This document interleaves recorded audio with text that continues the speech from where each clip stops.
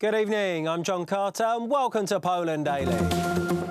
Opponents of the LGBT plus declaration, which was signed in February by the Liberal Mayor of Warsaw, demonstrated in front of Warsaw City Hall today. The protest was set up by parents' organisations. Wojciech Koszczak has more on the story. At 4 p.m. this afternoon, a crowd of several hundred people assembled in front of the Warsaw City Hall in protest against the LGBT+ declaration and spending taxpayers' money on promotion of super early education about homosexuality. The parents of the school children subjected to those guidelines are firmly against it. Emotions were running high at times. We have to say it bluntly, the presented standards of the early sex education are simply a preparation of the future victims of pedophilia, and this is what the governors of our city are up to. Szykują nam rządcy Warszawy. To, co się szykuje, to, co zostało zapisane w deklaracji LGBT. What is being prepared, what is embedded in that LGBT+ declaration is only the beginning. As of today, we know that during the previous mayorship of Hanna Gronkiewicz-Waltz, 800,000 zlotys was spent on LGBT organization throughout her whole term. We have seen in the last few months, under new mayor Rafał Trzaskowski, the handing out of 500,000 zlotys. We will be counting every penny. We will be watching their hands when they hand money to LGBT organizations. Będziemy liczyć każdy grosz. I am here not only in the capacity of the representative elected to the Polish parliament. I'm here first of all as a mother of 3 children and with the 4th on the way. Gratulacje! Gratulacje!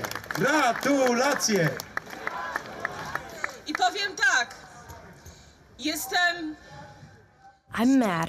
I'm mad that those people who do not have children did not have children on their own. They want to reach our children. Chcą sięgnąć po nasze dzieci. Nie ma zgody! Nie ma zgody! Nie ma zgody! Nie ma zgody! Nie ma zgody! Jestem wściekła. I am furious that those who did not have children want to act under the guise of tolerance and sexual education to demoralize our children. We do not approve of that. Edukacji seksualnej. Participants were subjected to disruption by LGBT provocateurs. The organizer was Foundation Sense of Life and Family. Earlier, the protests were recorded by numerous politicians, the Catholic Physician Association and the Polish Episcopate, among others. In an interview with Gazeta Prawna newspaper, the Vice President of Warsaw, Paweł Rabie, stated that he supports the adoption of children by homosexuals. Civic Platform and Modern Party politicians have distanced themselves from Rabie's comments. Marcin Kierwiński, poseł Platformy I szef sztabu wyborczego koalicji.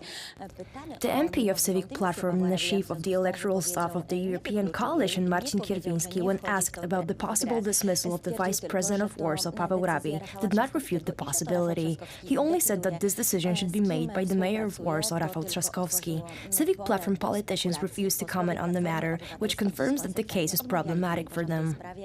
O Pawle Rabieju wypowiadać się nie chcieli. Zastępca prezydenta miasta. The vice president is appointed by the mayor of Warsaw and it is his prerogative. I think it is not necessary to dismiss Mr. Rabie because the list of penalties is long. I understand that he was reprimanded, so this is the first stage. The next stage is to show him that he should take care of Warsaw inhabitants, and the last stage is employment legislation. Nie powinien brać udziału w kampanii wyborczej, tylko zająć się sprawami warszawiaków. Paweł Rabie dość jednoznacznie powiedział, że cała ta wypowiedź miała charakter osobisty. Mr. Rabie said that his statement had a personal character and came from his life experience. If every politician was dismissed for their words, then the Sejm would have empty rooms. Gdyby każdego polityka dymisjonować za każdą jego wypowiedź, to prawdopodobnie w tym Sejmie byłoby całkiem pusto. Za co miał być ukarany? Za szczerość, za to, że ujawnił. For what should he be dismissed? For his honesty, that he revealed plans and strategies, that Trzaskowski is responsible for the tactics and not strategy? I think that opposition politicians' reaction shows that he showed the truth. Docelowym, tym ostatnim, finalnym etapem jest właśnie on. A sam Paweł Rabie milczy, jak grup nie odbiera telefonów, nie udziela wypowiedzi. Paweł Rabie remains silent on the matter. He doesn't answer his phone, he doesn't give interviews. Right after the scandal, he tweeted that the statement was his personal opinion and it has nothing to do with the Civic Platform, the Modern Party and the Polish People's Party. Ani Ratusza, ani Nowoczesnej, ani Koalicji Europejskiej. The Polish government is promoting a new programme dubbed the Law and Justice 5. Buses have set off in every Polish province to inform voters about the details of the party's proposals. Często w czasach III Rzeczpospolitej Oftentimes in the history of the Polish Republic, liberals would say that there has to be freedom. But how free can a man be when parents who have 3 or 4 kids cannot afford to buy school supplies for their children or go on vacation without taking a loan? True freedom is achievable when there is more justice. Those liberals would also advocate for mobility. But then again, how mobile can people be when there are not enough bus connections? Everyone knows that in the last 20 years, multiple transport links were deactivated. Police stations have also been shut down, much like post offices. Bus timetables were altered in such a way that people had difficulties traveling between towns. We are continuing to promote a just Poland by implementing our program for changes. Ciężko było dotrzeć z miejscowości do miejscowości. 3 people have died and 5 more were injured today after a shooting on a tram in the Dutch city of Utrecht. The suspected assailant, 37-year-old Turkish immigrant Gökmen Tanis, is still on the run. The attack took place a day after Turkish President Recep Erdogan used footage from the terror attack against 2 mosques in Christchurch, New Zealand.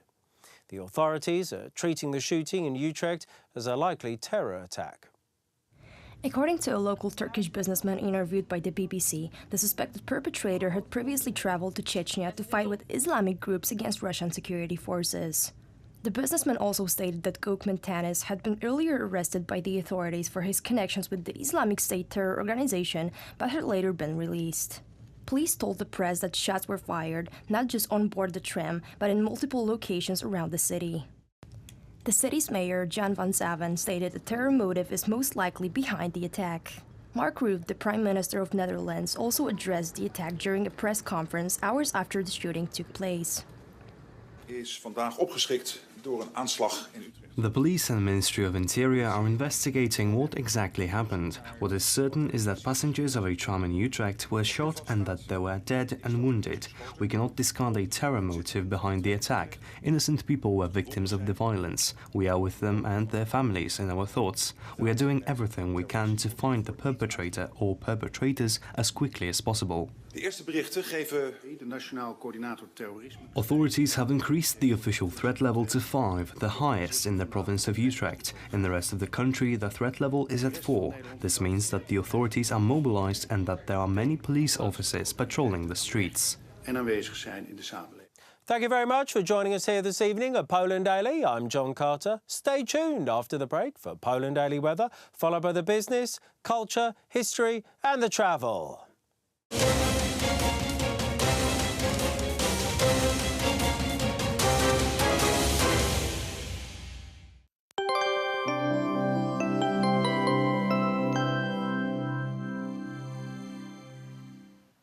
Good evening, I'm Paulina Ottersteing and welcome to Poland Daily Weather. Tonight the temperatures will vary from 1 degree in the area of Olsztyn. Also we will see 1 degree in Zielona Góra and Szczecin and up to 2 degrees in the rest parts of the country. Some showers are expected in the area of Bydgoszcz. And now let's check what will happen tomorrow. So tomorrow the minimum temperature will be 7 degrees in the eastern parts of the country, also in the north around Gdańsk, Koszalin and Szczecin, and the maximum temperature will be 9 degrees in the area of Rzeszów, also in Krakow.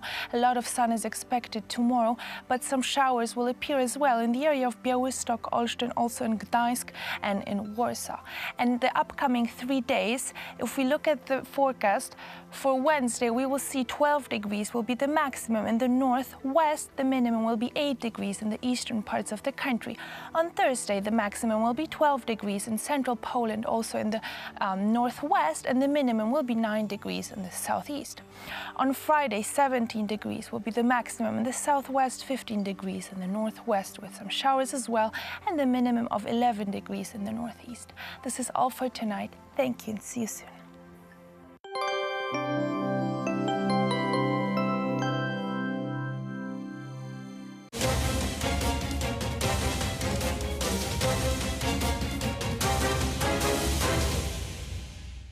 Poland Daily Business tonight from Katowice, a revolution in e-mobility. That's the focus of this particular event conference. Karol Zarajczyk of Ursus is our guest tonight. Sir, welcome to the show. Thank you, welcome.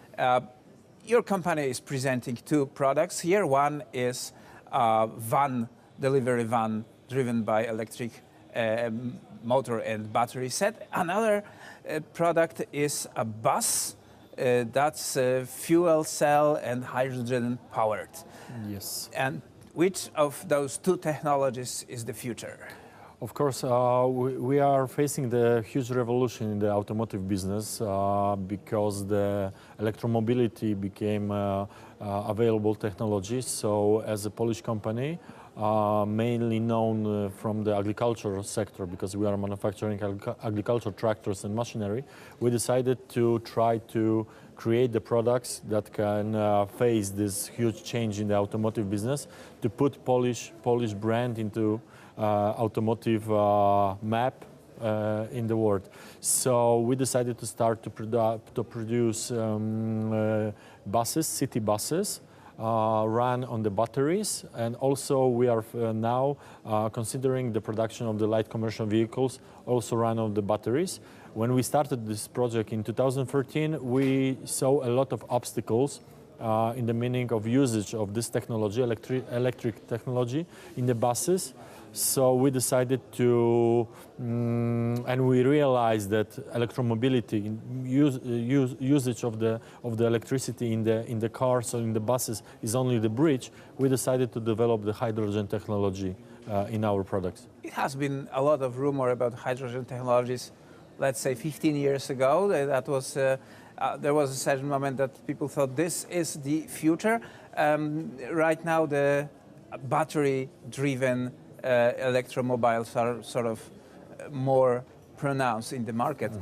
Let's say why this fuel cell bus is considered by you. What are the as I said, battery and electric engine has a lot of obstacles. For example, the range of the bus and the charging period of the bus is very long. So normally the bus run on the full package of the battery can be driven for the 160 kilometers and then has to be recharged by 6 hours. If you see our product that we are presenting here in Katowice, this bus can run 400 kilometers, so almost more than double, and it can be recharged by 8 minutes. So you see the difference between this technology with the batteries and the recharging batteries, and what is the advantage of the hydrogen. This is the product you are actually selling to the willing customers. Where those buses are being sold by your company? So Poland needs to learn the lesson, because, for example, we are now selling this bus to the Holland. So Holland is full of stations where you can recharge the bus. In Poland, we just started this project. For example, two state-owned companies. One is the Azoty Group, and the second one is JSW. So both of those companies are producing huge amounts of hydrogen, and they don't know what to do with it. They know what to do. It's, until the bus technology, it was the waste. Now is something that is transferring the energy. So we all think that the battery systems are the bridge to the hydrogen, and in the next 10 years the usage of the hydrogen in the automotive business will be very high, very huge. So while in Holland for a while, you can look for the Ursus bus and check whether it runs on clean fuel, hydrogen waste now used as a resource, and sooner or later those kind of technology will be available all over the places, as Mr. Karol Zarajczyk, CEO of Ursus, is telling us. And sir, thank you very much for coming, for being with our show. That was it for tonight's Poland Daily Business.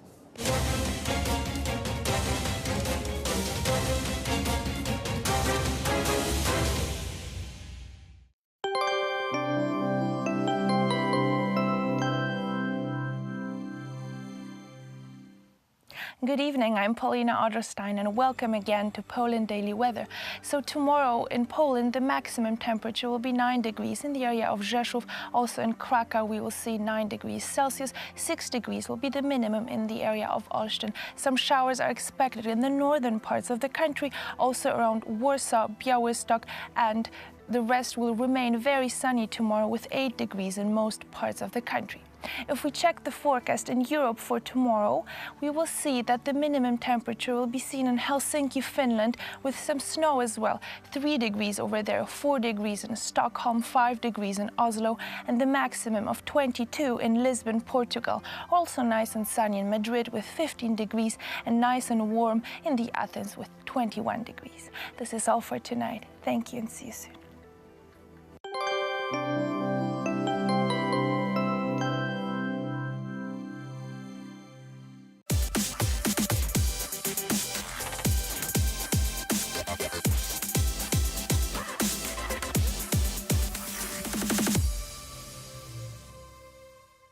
On today's episode of Poland Daily Culture, we're providing some insight into a foreigner's perspective on living in Poland. We'll be exploring their experiences and how they absorb certain aspects of the culture.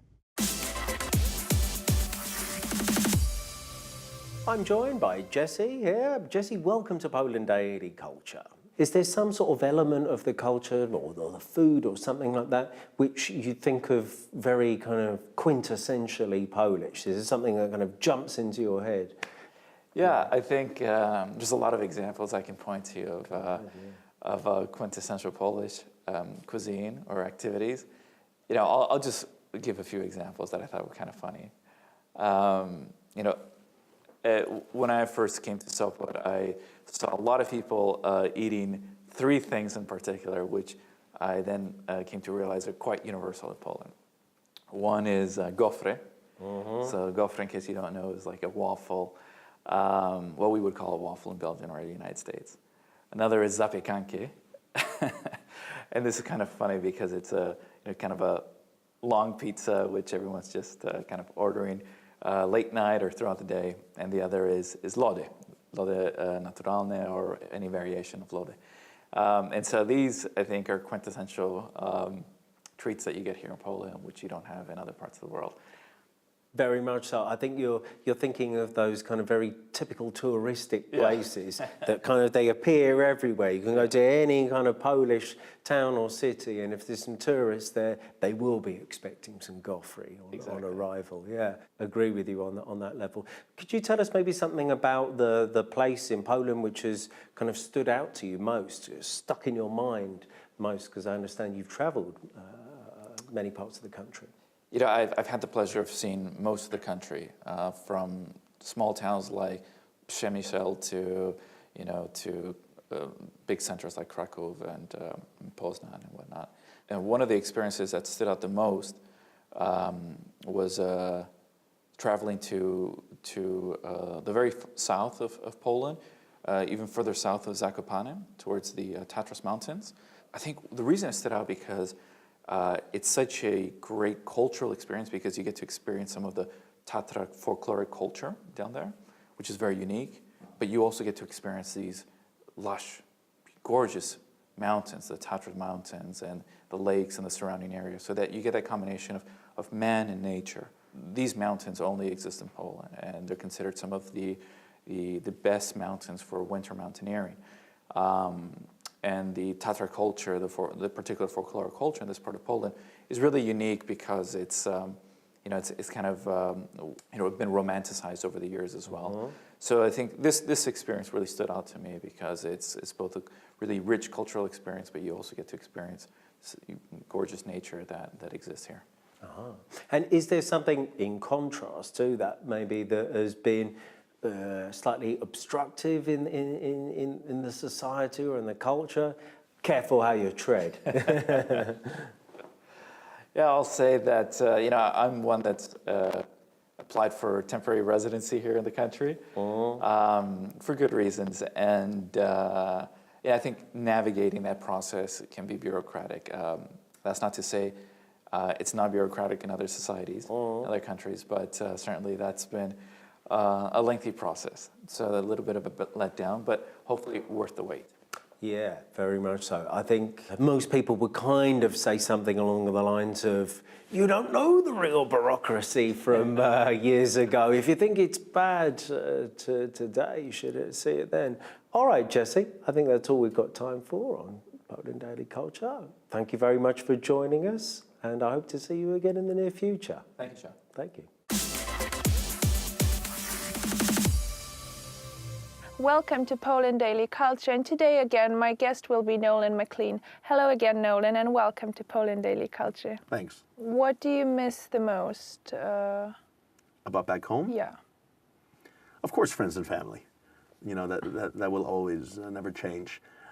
Good Mexican food. You know, we have a few Mexican restaurants in Warsaw, but it's not quite the same as you know, something from California. The optimism, there's still, you know, you go to Silicon Valley, and if you're engaged in that type of business, there's no place like it in the world. So, you know, it didn't matter where I live in the world, there's nothing like, you know, quite like a Silicon Valley. I used to also live in San Diego, and so, you know, I've been there once. It's as you know, it's a beautiful place. Very nice. Very beautiful. I mean, the people are very open, they're smiling. You mentioned, because there's a lot of sun there, I think. Everywhere where there's sun, people are more optimistic. Yeah, exactly. I think that's why we escape to Barcelona and other places sometimes. That's true. What is life in Poland like as being a foreigner? It's a good question.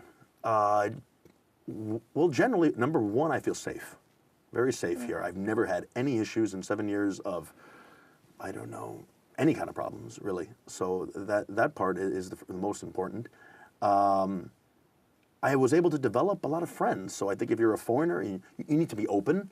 You need to understand that, yes, the Polish rules in their particular society among Polish people are a bit closed. But they understand that you are a foreigner and you play life by different rules. And they're open to that. So if you're a foreigner here and you're genuine and you actually bring, you know, real friendship, I think you can make some great friends here and feel very safe, very comfortable. And there's good business opportunities here. Again, if you're creative and you want to find them, I think there's some really great opportunities here. And do you think that people treat you differently because you're from the States? Definitely. Yeah. Definitely. It's something that I learned very quickly when I started teaching English at the American school. Basically, so I am from California. So whenever I met new students, I would say, yeah, I'm from California. And then I started hearing stories about, well, the students would go back to their family, their friends, their colleagues, and say, I have a native speaker from California. So it's something wow. Yeah, but not from Kentucky, not from Oklahoma, not from New Jersey. And so I started realizing that in Poland, there is a thing about branding.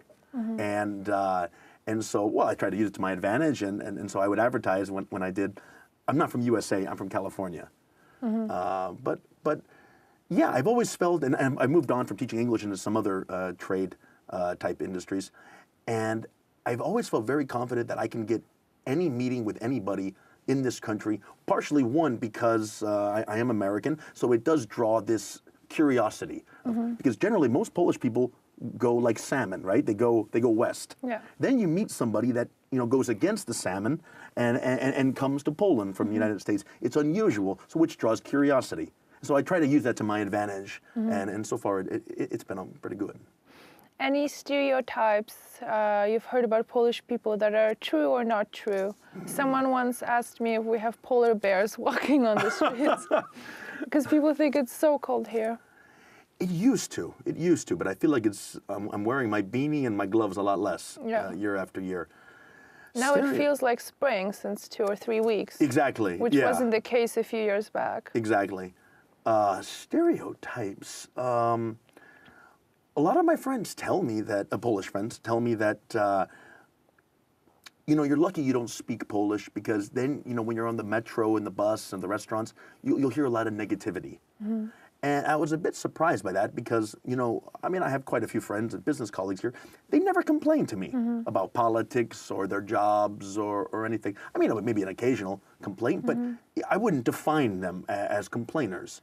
And so that's a stereotype that it just hasn't been true for me. I think it's maybe a bit more with the older generations. Okay.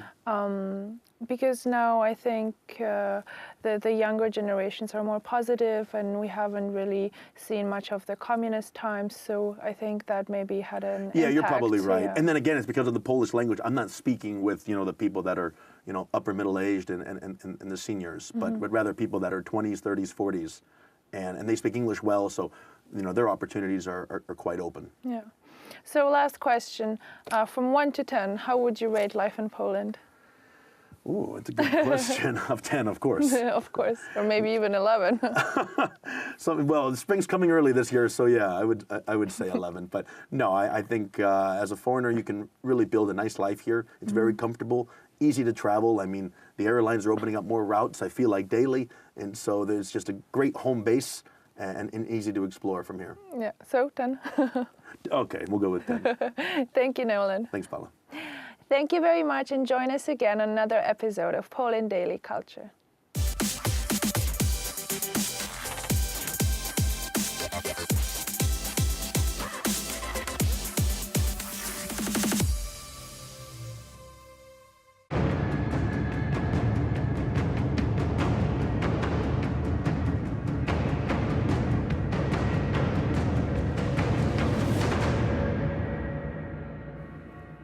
Ladies and gentlemen, welcome to Poland Daily History. Today we will speak with Mr. Piotr Jegliński, a member of a prominent Polish patriotic family. From the 1970s, he participated in the anti-communist dissident movement. Having started his own publishing house in Paris, he is responsible for smuggling forbidden literature back to the then communist-occupied Poland. Today, we will ask him about his life and struggle for a free Poland. You told us earlier that your upbringing involves a lot of meeting with the people from the resistance army of the World War II, and even your parents themselves were participants of the Warsaw Uprising. I was wondering if you can elaborate about their lives during the times of war. How does it look like? Obydwoje moi rodzice byli żołnierzami Armii Krajowej. Both my mother and father were soldiers of the Home Army from the very start of the Second World War. It was a legitimate military underground organization which was subordinate to the Polish government in exile in London. In our family, for many generations, there was a tradition of fighting for independence. Both parents were raised this way. Mother was sworn in the 1940s. She was part of a secret cell led by Professor Stefan Koper. The cell collaborated with the Home Army's intelligence service. It was an assassination cell, which targeted its enemies with the use of biological weapons.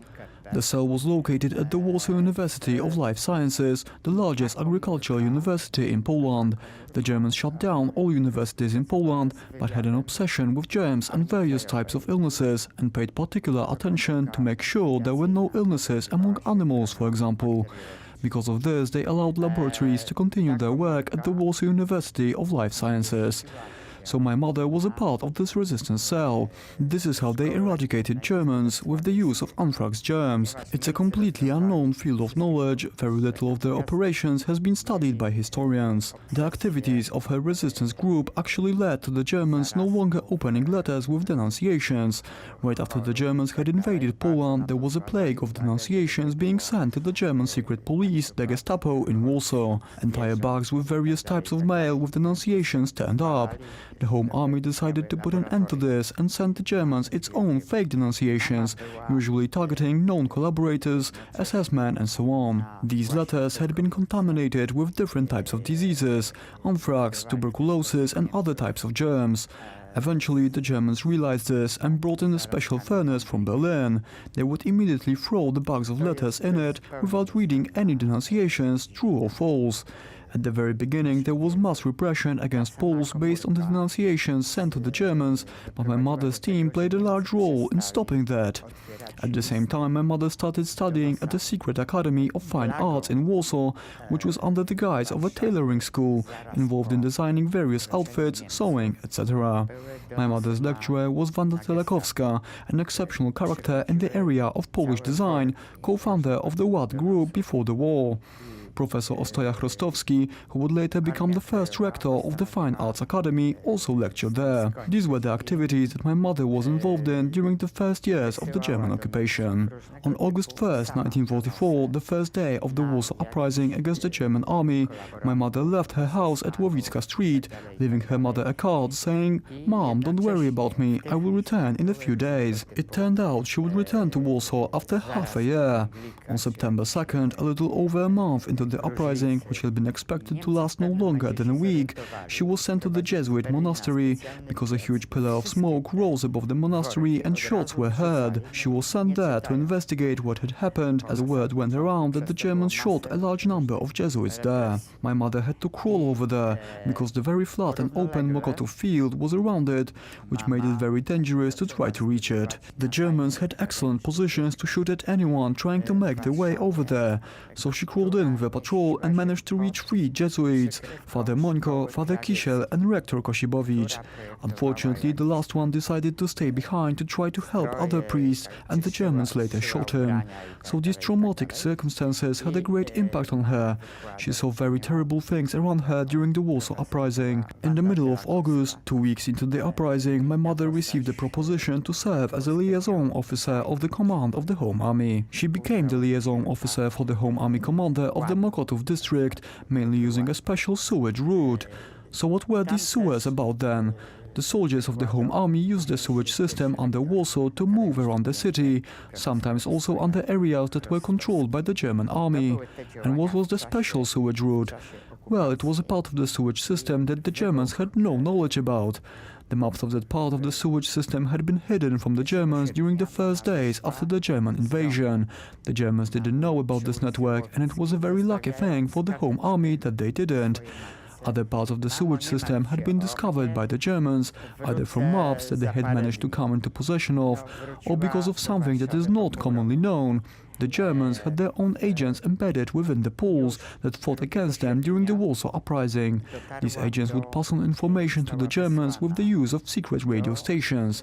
They would sometimes manage to tell the Germans where important parts of the sewage system were located, and then German Stuka bombers, the field German ground attack aircraft or dive bomber, would bomb the canals. This happened especially often with the wider parts of the sewage system, those parts that functioned as storm drains or storm sewers. My mother used a special secret sewage route for liaison missions to the Śródmieście district, the most central part of Warsaw, on more than a couple dozen occasions.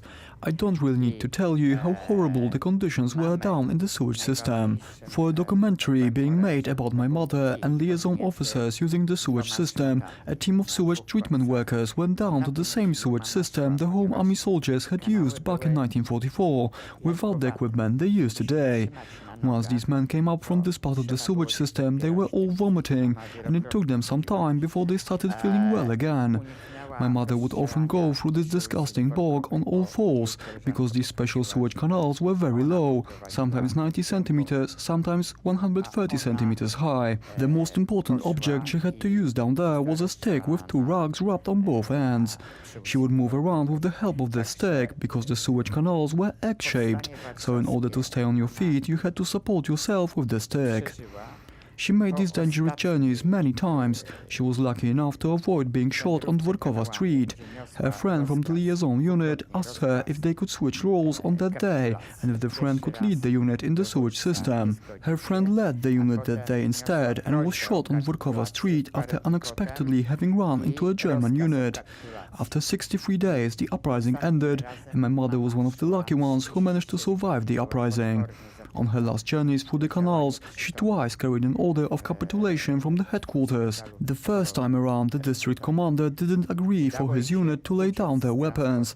The second time, she made a plea for capitulation, and the commander finally turned around and agreed to stop fighting.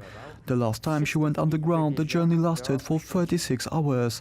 She was terribly poisoned as a result of that mission, and long laid unconscious in the field hospital run by the nuns from the congregation of the Sisters of St. Elizabeth. She later managed to escape from the prisoner transport because all the uprising insurgents who had capitulated in the Mokotów district, which was the first to surrender, were taken to the German death camp Auschwitz. They were transported there straight from the horse racetrack in Służewiec in the Mokotów district.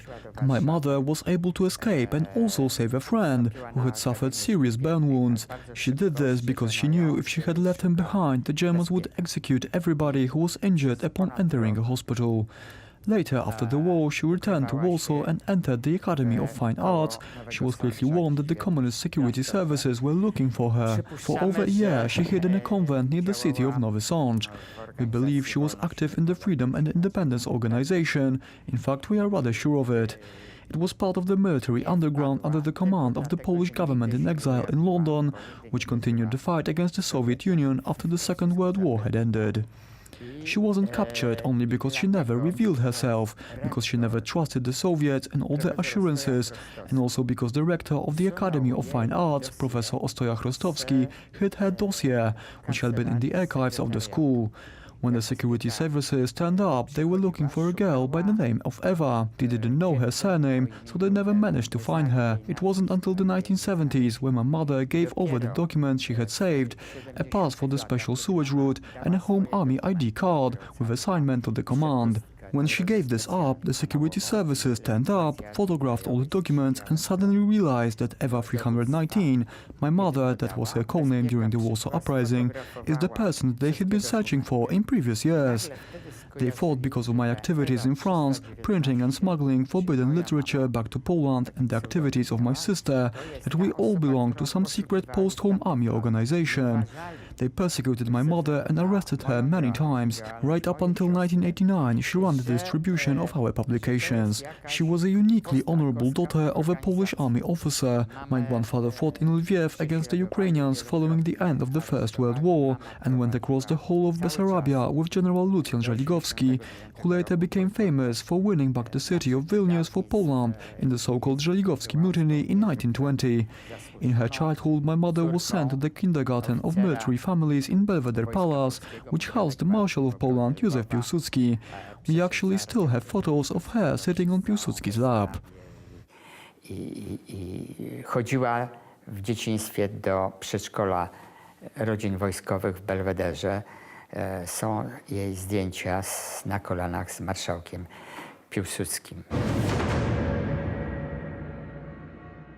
Mr. Jegliński's family, his personal history, and his activities is a perfect reflection of the generation-long struggle for Polish independence. At times, the resistance against foreign powers were fought with weapons in hand, but in other times, it was conducted with the smuggling of printing press and forbidden literature. That's it for today. I'm your host, Benjamin Lee. I'll see you next time on Poland Daily History.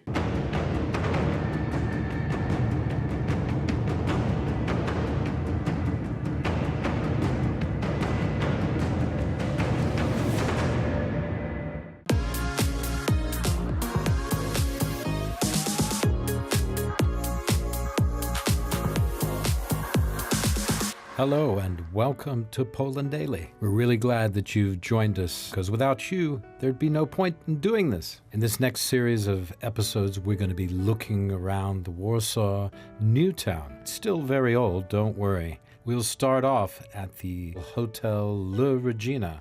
After that, we're going to take a walk and see the oldest church in Warsaw, and one of the oldest in the country. We'll get you up to date on the history of the place and talk about a very famous person who once lived right around the corner. That is Madame Curie, the famous scientist. From there, we'll continue back to the Old Town, stopping off at the Barbican. That's the old wall that surrounds the whole area. It's pretty amazing. So if anybody needs any advice on how to build a wall, they might start here. After that, we'll go to a restaurant in the Old Town for some traditional Polish food. And to top things off, the cherry on the cake will be a trip to the largest souvenir shop in Warsaw. Well, you won't want to miss that. So stay with us for adventures in the new town of Warsaw. It's Poland Daily Travel, probably the greatest travel information about Poland in the world. We're here, as we said, we finally made it to the Maria Skłodowska-Curie Museum.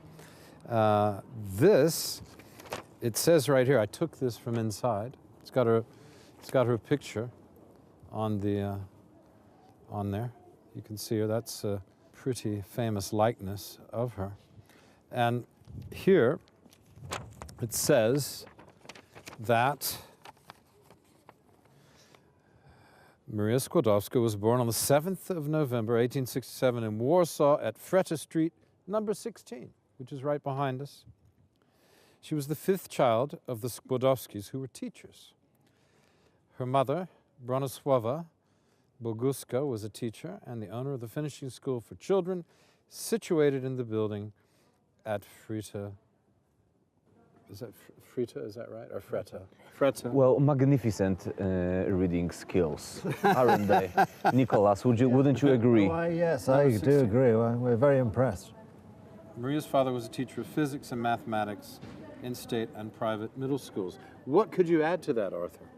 Everyone recognizes today this lady, this scientist, as Madame Curie, so the surname that was given to her by her husband, Pierre Curie. Also, thanks to him, her career could develop so quickly.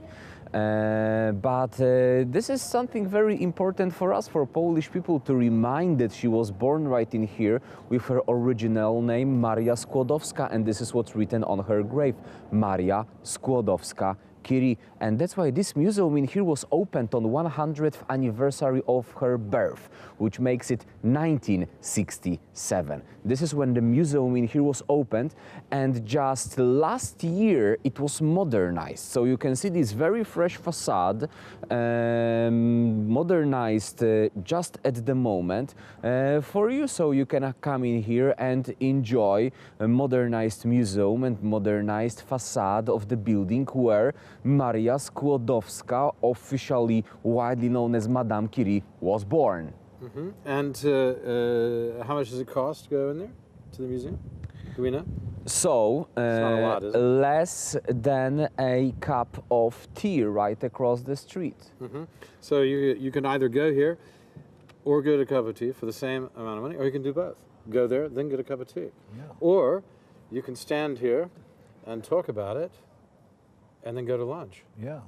Well, that makes two of us. How about three? Yeah, absolutely. I'm coming for lunch. I'm ready for lunch. That's the only reason you're here. We are on the same page. He's always hungry. I know. What's the matter with him? I don't know. I can't help it. It's the cold weather. Your body burns up this energy more quickly. I should have brought a bunch of donuts. You should. Paczkis. Do you know they have good donuts in Poland? Oh, they have very good donuts. I forgot to say that before. Fat Some Thursday of the is best coming. donuts you've ever seen. And Fat Thursday is coming. Yeah, which is Thursday before the beginning of Lent. There you are. The Thursday before the beginning of Lent.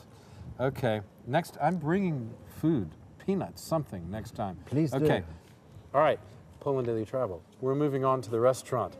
Stay with us. We're going to eat some Polish food, and it's going to be good. And we're going to watch Nicholas salivate, like one of Pavlov's dogs. Yes, I think not. Stay with us. Don't your brochure, monsieur.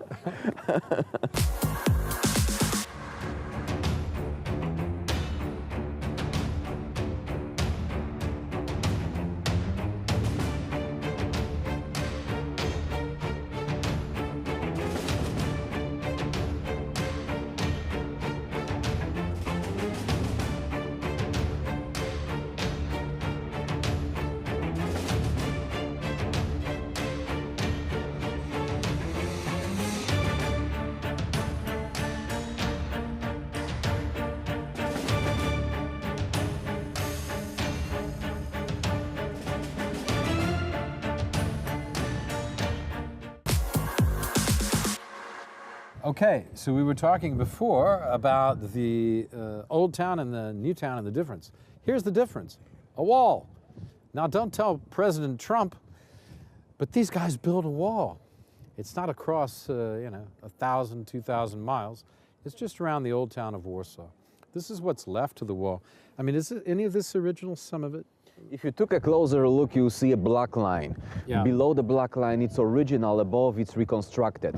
First line of the city walls in the distance, the higher one, constructed in between 1280, 1320, and when it was finished, Warsaw officially became a city in 1323. Then more people come in here, but there is no space behind the wall, so they stay in here, creating the new Warsaw, nowadays the new town and the old town. Warsaw develops, we are constructing another line of our fortification system, 15th century, the moat, battlements, and take a closer look, the Barbican, the special part of fortification system kinked left, so that soldiers coming closer to the old town mostly were right-handed, as we are right-handed till nowadays, and they could be reached easily by the archers on the top if the Barbican was kinked left. So it was like this all over planet Earth. And imagine, whenever you travel, whenever you sightsee such towers, when you climbed the tower, when you walk up, then when you are walking down, it's like clockwise situation. So when I am walking down, I keep the sword in my right hand, so I can kill the guy who wants to conquer the tower more easily. But when I am going up, I have a wall right next to my right hand, and that's why I am affected. And you know what? I think that this is why left-handed people were exterminated in the medieval times. You are left-handed, you go first, because it will be easier for you to kill that guy over there on the top. And when I was born, when I was a kid, I was using my left hand, but it was a communist school that I was raised in, so the teacher was telling me, you keep the pen in your right hand because you are strange. At least it was very useful. At a communist school, they'd make you keep it in the left. Yes. Well, no, this idea... I would have thought that'd be a prerequisite. Absolutely not. All the left-handed people were told to keep the pen in their right hand, and this is why, you know, Will, Nicholas, half of my life I was playing basketball, and yes, I know you have seen taller guys in your life playing basketball, but I was... me, for example. Well, for example, and there are so many examples taller than me, so I was ambidextrous. I could use both hands while playing basketball thanks to this. But we have such rule in Poland, you know, when in May it rains and raindrops come on your head, you get taller. I thought ambidextrous means you collect stamps. Yeah, well, I'd give my right arm to be ambidextrous. Yeah, I know you would. All right, anything else about this? No, I just mean that these raindrops coming on my head in May didn't make me taller anyways. No, it didn't work. No, poor fellow. Well, listen, maybe if we go get something to eat, you can get wider. Okay, now you convinced me. Let's go. It was easy. Finally, we're going to make it there. Where are we going? Piwna Street? Yes, straight Piwna and Street. right. What's the name of the place? Pod Herbami. Pod Herbami. Okay, let's go. Let's go.